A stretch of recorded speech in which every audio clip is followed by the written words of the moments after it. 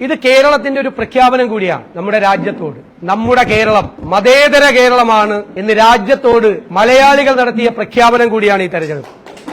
ഒരു വർഗീയവാദത്തിന്റെയും മുന്നിൽ കീഴടങ്ങാതെ എല്ലാ വർഗീയവാദത്തിനുമെതിരായ ശക്തമായ സെക്യുലർ നിലപാടെടുത്തതിന്റെ അംഗീകാരം കൂടിയാണ് തന്നിരിക്കുന്നത്.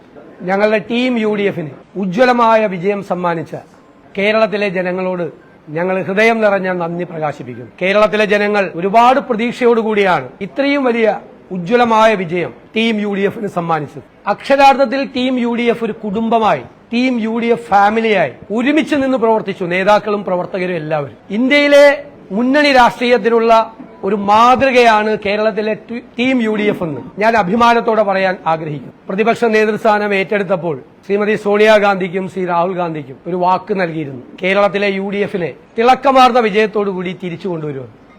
ആ വാക്ക് പാലിക്കാൻ കഴിഞ്ഞതിന്റെ നിറഞ്ഞ ചാരിതാർത്ഥ്യത്തോടു കൂടിയാണ് ഞാൻ നിങ്ങളെ കാണുന്നത്.